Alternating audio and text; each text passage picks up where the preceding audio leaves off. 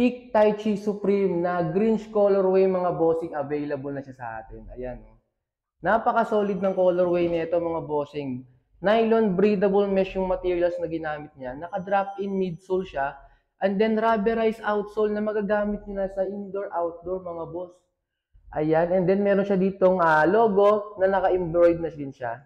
Ito mga bossing, meron siyang extra lace na pwede nyo ipalit dito. Nababagay siya kasi meron siyang mga minimal na red colorway mga bossing. Ayan. Then marami pa tayong ibang colorway na available.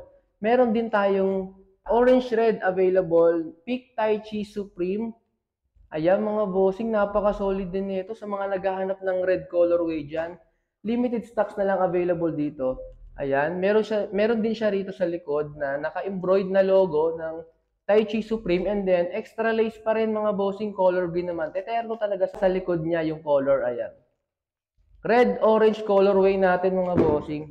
Meron pa tayong ibang colorway ng Tai Chi Supreme. Itong ating white-red mga bossing. Ayan, napaka-solid din yan.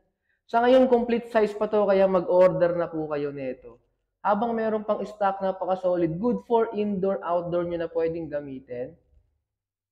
Meron din tayong available na triple black mga bossing. Ayan, no? Napaka-solid ng triple black niya. Black na black. Ayan, rubberized outsole pa din siya. Ayan, no? Good for indoor-outdoor. Nylon breathable mesh yung materials na ginamit niya mga boss.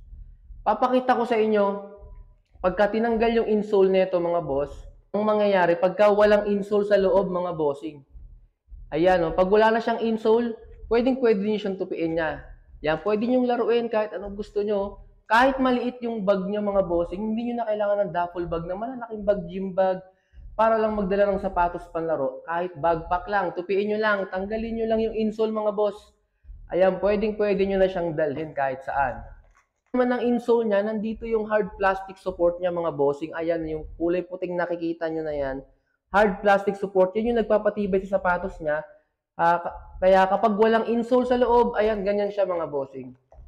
Pagka merong insole naman, pakita ko sa iyo, pag merong insoles, ito yung partner niya, yung pair niya, ayan, napaka-solid niyan, hindi siya yung maalog.